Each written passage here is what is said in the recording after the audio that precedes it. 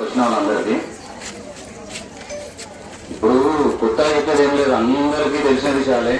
ఎందుకంటే ఇప్పుడు దాకా చెప్పినవి ఇంతకుముందు చేసినవి ఇంతకుముందు చేయాల్సిన ఏదో చెప్పుకోవడం అన్ని జరిగినాయి ఇంతకుముందు అంటారు. గతంలో ఇప్పుడు మన బీఆర్ఎస్ పార్టీ తరఫున ఏదైతే ఇప్పుడు నియమించిన వ్యక్తి సాంబార్ కోరయ్య భారతం కొత్త విషయాలు ఏం లేవు. గతంలో మనోడు ఏం చేసిండు, సాంబార్ కూర ఏం పనులు చేయించిండు, ఏం చేసిండు అనేది అందరూ తెలుసు. అంటే కొట్లాడే తెలివి కానీ, ముందుకు పోయి మాట్లాడే విషయాలు కానీ, అధికారులతో కానీ, నాయకులతో కానీ, గ్రామ ప్రజలతో కానీ మమేకమై వెళ్ళే వ్యక్తి మన కోరయ్య. అంటే ఇప్పుడు ఉన్న వ్యక్తులల్లా అంటే ఎవరైతే అనగా అభ్యర్థులు ఉన్న మిగతా అభ్యర్థులు పెట్టిన వాళ్ళ ఇప్పుడు మీ అందరు తెలుసు ఉన్న దాంట్లో అనుభవశాలు ఎవరు కోరయ్య. అంతేనా? ఏం చేయగలుగుతాడో తెలుసు, కానీ కొంచెం ఉంటాయి కదా, అవి ఎప్పుడు అదే పట్టించుకొని పోతున్నాం. ఎందుకంటే చేసే పనులు ఎవరైతే చేయగలుగుతాడో ఆ చేసే వ్యక్తికే మనం వేసే ఓటు, వినియోగించుకునే ఓటు ఏదైతుందో అది అతను చేయడమే మన కరెక్ట్, పని చేసడం చేయడమే కరెక్ట్. అంతేనా? మిగతాదైతే నువ్వు అనుభవం లేని వాళ్ళకు వేసినా కూడా ఏం లాభం? అంతేనా? అది మనము ఎవరైతే కరెక్ట్ అని అర్థం చేసుకొని ముందుకోవాలి. మనకు విమర్శలు లేకపోతే అనక గతంలో జరిగిన ఏవో ఇప్పుడు ప్రతి మనిషికి ముందుకు మంచి ఉంటుంది, చెడు ఉంటుంది. చెడు మాత్రమే మనం ముందుకు పోతాం, చూసుకుంటూ పోతాం. అది కాదు, ఆ మంచి ఏంటో కూడా గుర్తు పెట్టుకోవాలి, చెడులో మంచి ఏంటో గుర్తు పెట్టుకోవాలి. అది గుర్తు పెట్టుకొని మనం ముందు పోయి ఎవరైతే కనుక మనం వినుకుంటే బాగుంటది. మన గ్రామానికైనా ప్రతి ఒక్కరికైనా ఎవరికైతే మంచి జరుగుతుంది అనే ఉద్దేశం ఉంటే అది మనం అర్థం చేసుకోవాలి. అందుకోసమే మనం ఇప్పుడు కౌన్సిల్ ప్రతిపాదించి పెట్టుకున్నది ఇప్పుడు మన బీఆర్ఎస్ పార్టీ నుంచి మన పార్టీ నుంచి పెట్టుకొని నియమించుకోవడానికి సరైన నాయకుడు అని చెప్పి మనం పెట్టుకున్నాం. కానీ అది గెలిపించుకున్న బాధ్యత కూడా ఎవరిది? మన అందరిది. అంతేనా? హుషారు లేదు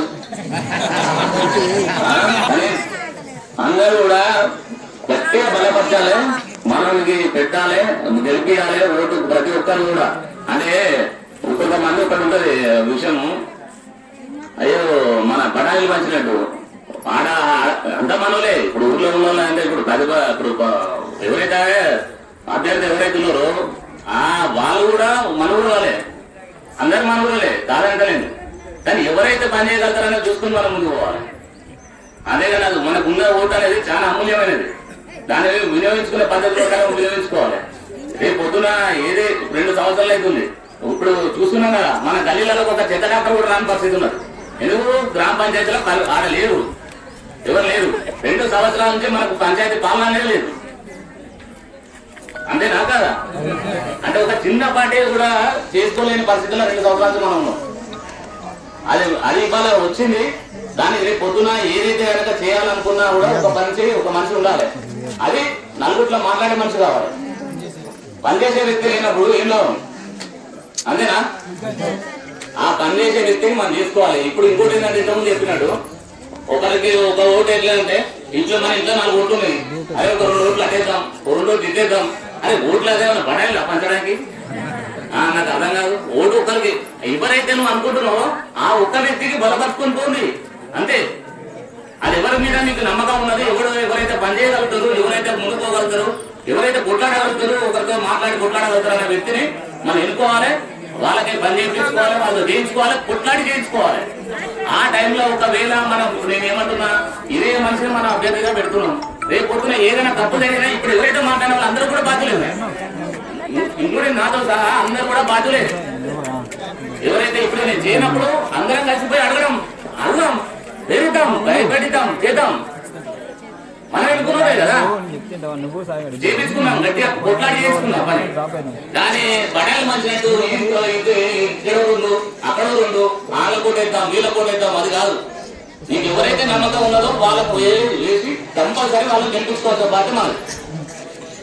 అది వినియోగించుకోవాలి, అదే పద్ధతిగా పోవాలి, చేసుకోవాలి. రేపు పొద్దున నిలదీయడానికి కూడా మనకు అధికారం ఉంటుంది. అదేనా ఇప్పుడు ఆ పక్కన కూడా మనూరే